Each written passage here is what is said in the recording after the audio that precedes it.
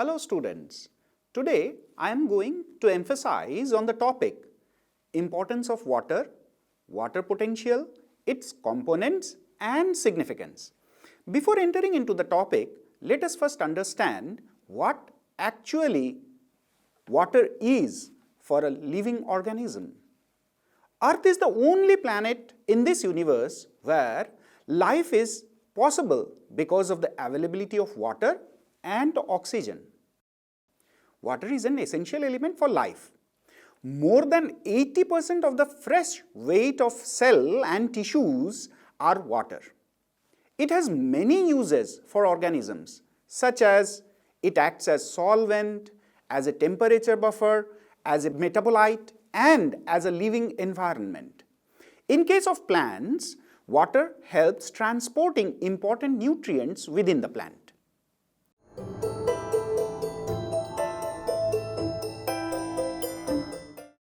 So, in today's topic, we will see importance of water in plants, the physical and chemical properties of water which make it so important. We'll try to understand the physical process that influence water movement and the cell level, correlate the physical forces with water potential, and finally, we will see the pathway of water within the plant.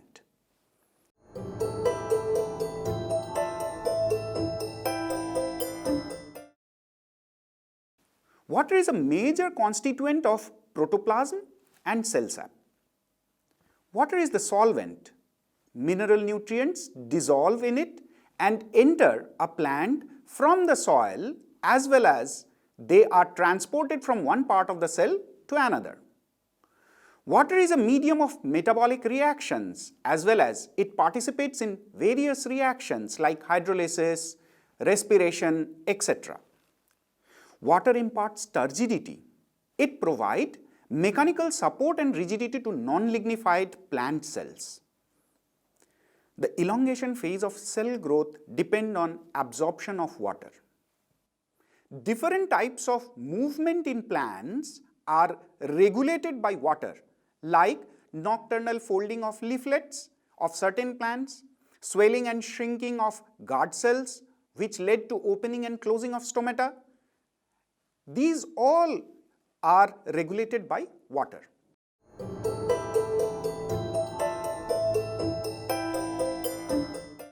Now, let us talk about the properties of water that makes them so essential.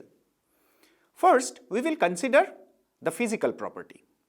Water is a liquid at physiological temperature, that is between 0 degree centigrade and 100 degree centigrade. It means water has a high boiling point and a high melting point. When we compare this to other similar sized molecules like carbon dioxide, ammonia, hydrogen sulfide, all these molecules are gases at room temperature. So, a mere change in temperature will not change the state of water. Thus, water is a very stable compound. Water has a high heat of vaporization.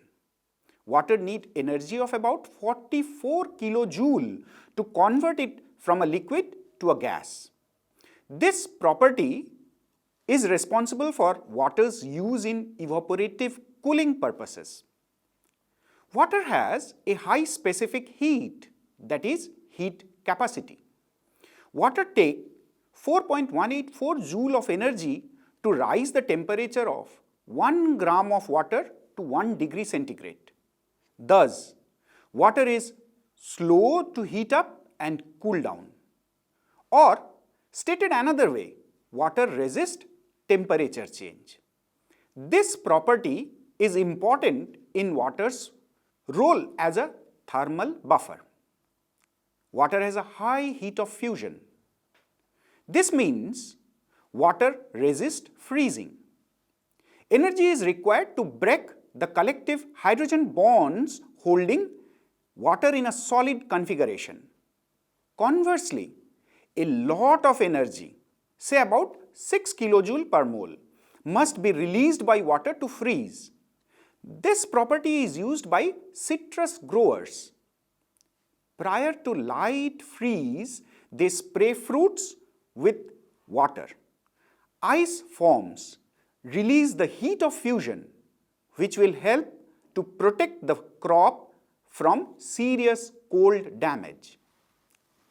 Water has a high surface tension. Water molecules at the surface are attached to other within the liquid.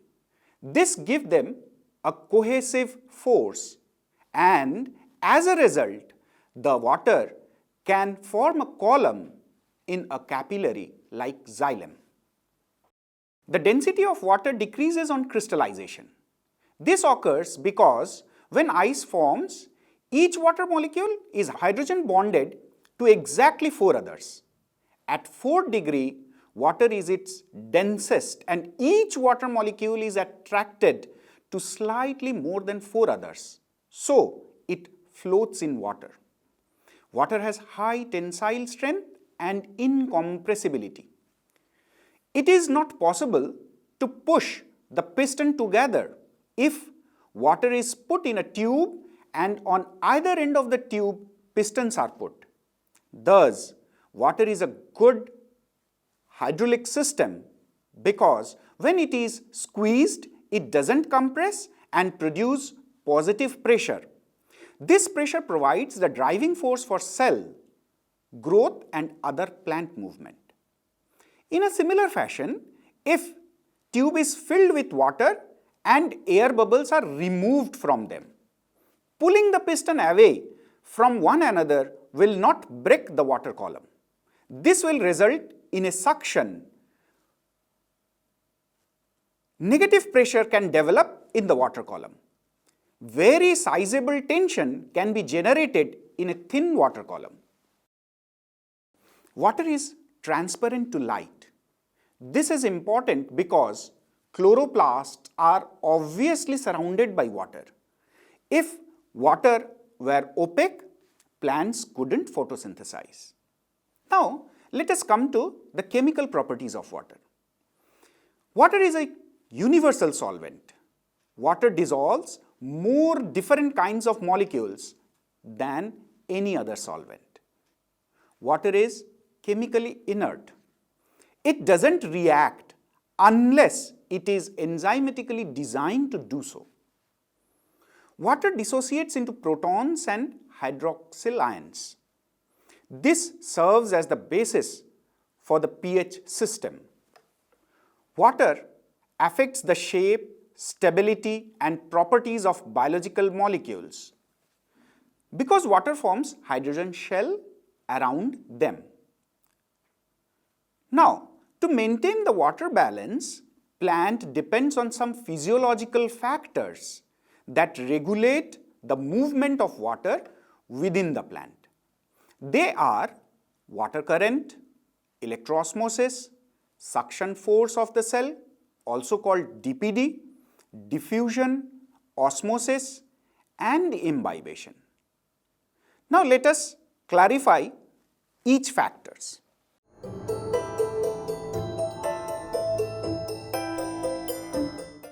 First, water current. Water current represents the total movement of water based on its free energy. Electroosmosis. Electroosmosis is the movement of liquid through the pores of the membrane under the influence of electric field. This electric field is generated due to the pectin and other substances present in the cell wall.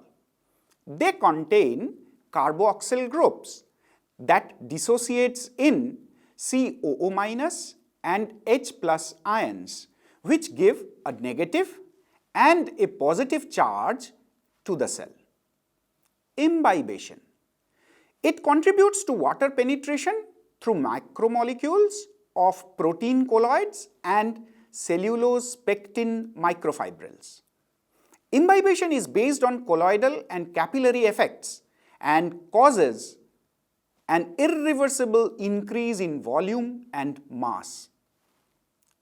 Now, about diffusion.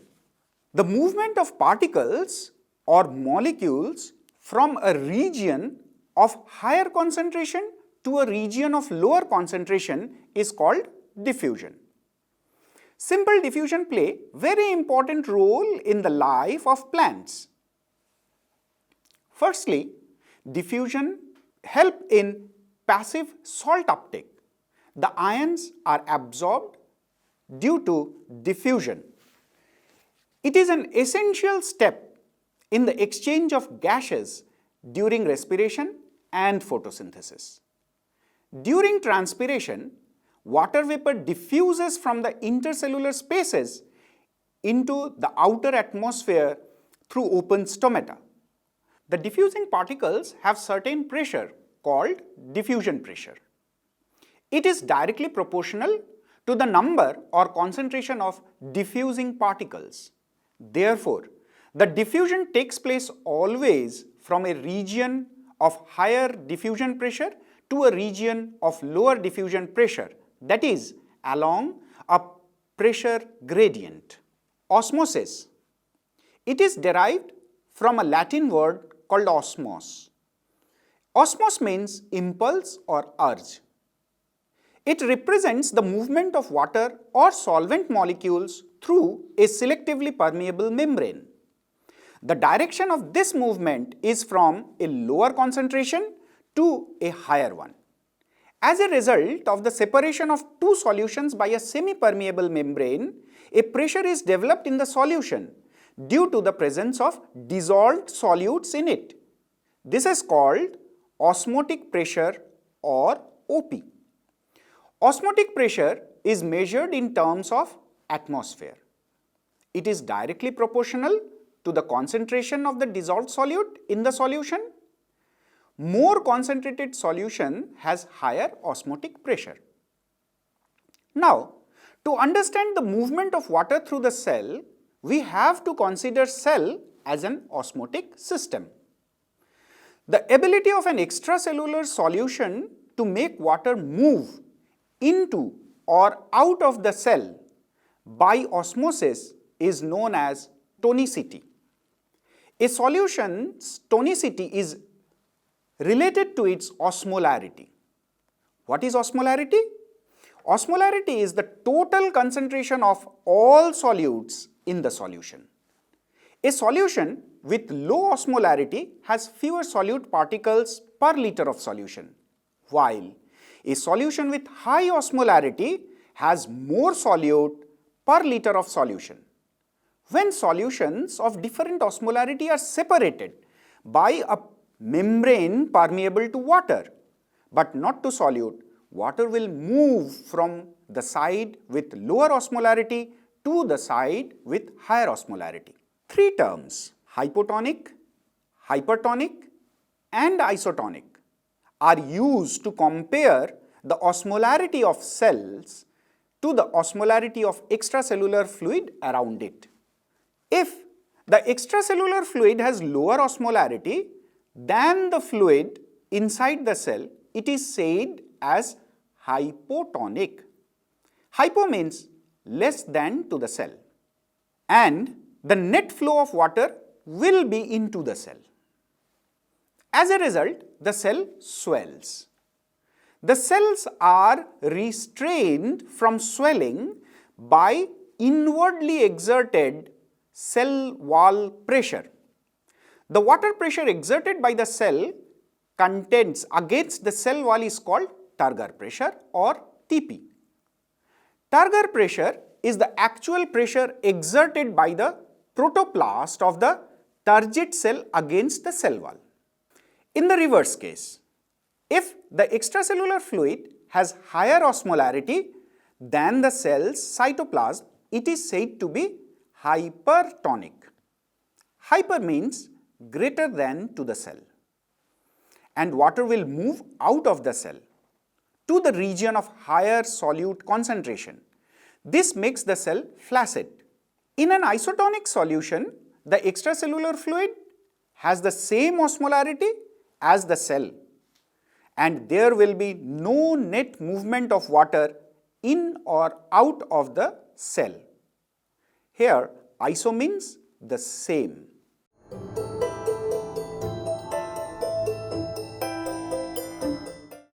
Now, in the figure, it is depicted that different pressure acting on the cell in different way. When osmotic pressure or OP of the cell is low in comparison to the adjoining cell, water moves out of the cell. In reverse condition, when osmotic pressure is high, water enters into the cell. Entry of water increase the Turgor pressure of the cell. This pressure is resisted by the wall pressure. So, we can say that wall pressure is equal to negative Turgor pressure.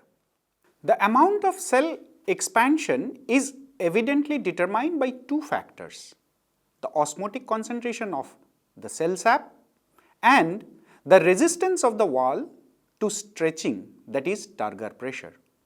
This ability of the cell to absorb water is called suction pressure or diffusion pressure deficit. Mathematically, it is represented as diffusion pressure deficit or DPD is equal to osmotic pressure OP minus Turgor pressure TP.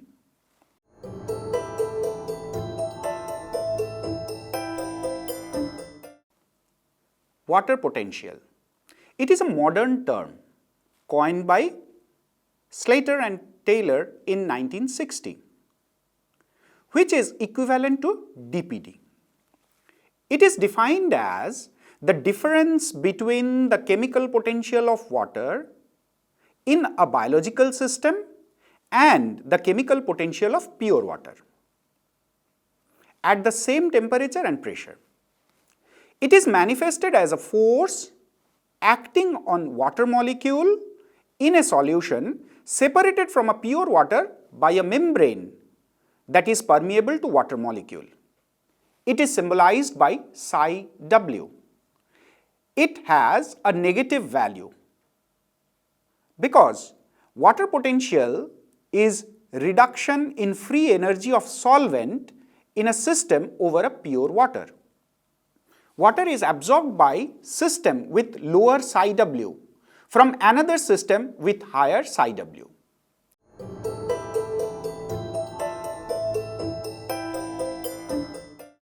Many different potentials affect the total water potential, and sum of these potential determines the overall water potential and the direction of water flow.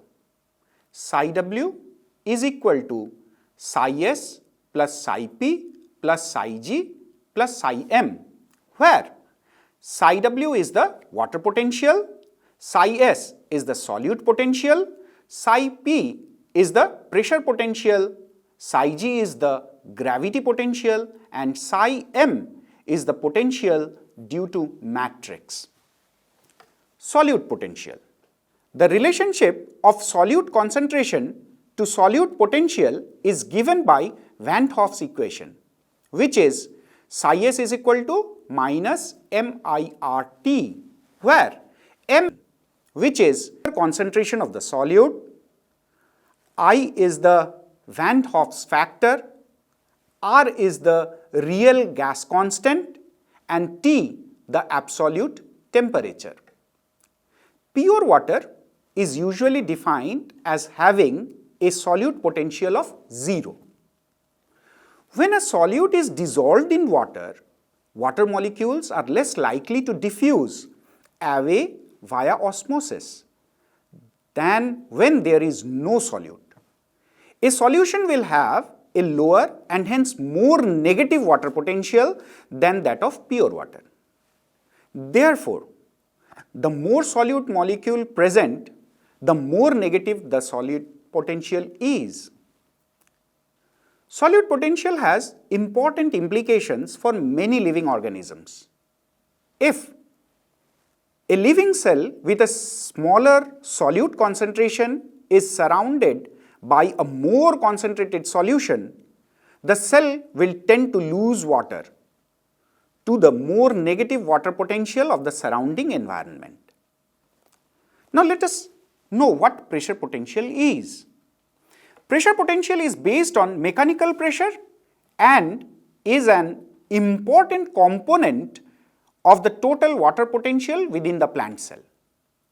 Pressure potential is increased as water enters a cell.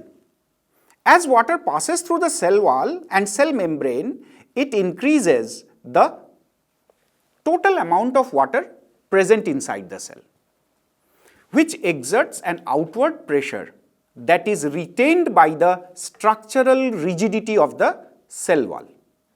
When referring to the positive hydrostatic pressure within cells, psi p is usually called Turgor pressure. Now, the gravity potential. Gravity causes water to move downward. Unless the force of gravity is opposed by an equal and opposite force. The potential of water movement thus depends on height. The effect of gravity on water potential psi g depends on the height h of the water above the reference state of water, the density of water psi w, and the acceleration due to gravity g. In symbols, we write these relationships as follows. Psi g is equal to rho w gh. Psi g may have significant effect on water potential if vertical distance or height is considered. But at the cell level, psi g is insignificant in comparison to psi s and psi p, and therefore it can be omitted from the equation. Metric potential. When water is in contact with solid particles, for example, clay or sand particle within the soil, and cell wall, protein and other hydrophilic cellular materials inside the cell, adhesive intermolecular forces between the water and the soil can be large and important. Within a tissue, since all cells have the same metric potential, so it can be omitted. Thus, the equation for water potential can be simplified as follows.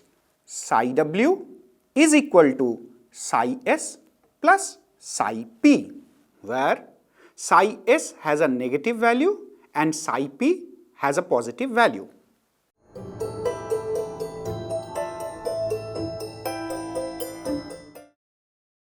Let us understand how water moves in the root. In the soil, water is transported predominantly by bulk flow, which is also known as diffusion.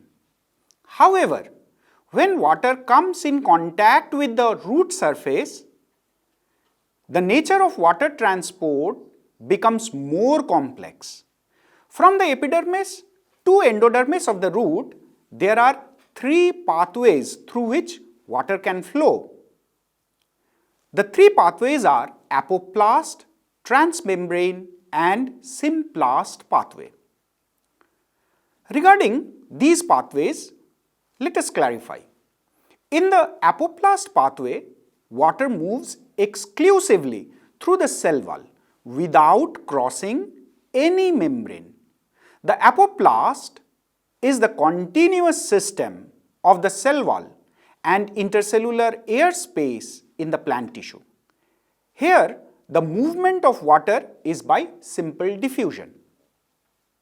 The transmembrane pathway is the route followed by water that subsequently enter a cell on one side, exit the cell on the other side. Next, they enter into the next series and so on. In this pathway, water crosses at least two membranes for each cell in this path. Transport across the tonoplast may also be involved. In the symplast pathway, water travels from one cell to another via the plasmodesmata. The symplast consists of the entire network of cell cytoplasm interconnected by plasmodesmata.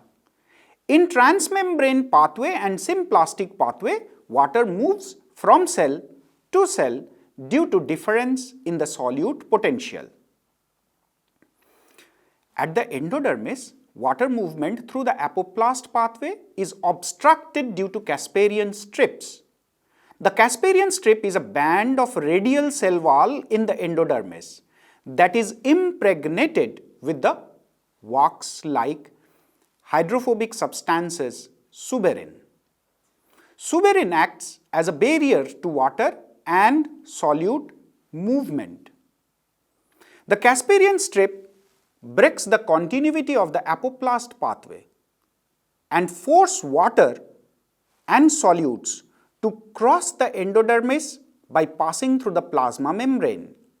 Thus, despite the importance of apoplast pathway in the root cortex and the stele, water movement across the endodermis occur through symplast. Finally, all the solute along with the water reaches the xylem, and through this xylem, water finally transported to the leaves and other parts of the plants.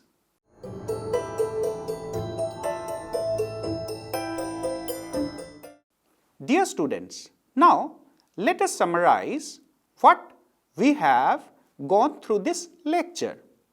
Firstly, we observed what are the properties of water that help the plant or the living organism to sustain. Secondly, we come to know about the Turgor pressure, the osmotic pressure, the DPD, as well as the different osmolarity, that is the hypertonic solution, the hypotonic solution and isotonic solution. Finally, we observed the pathway, that is the symplastic, the apoplastic and the transmembrane pathway through which water enters into the plant and ultimately reaches to the different parts of the plant. Thank you.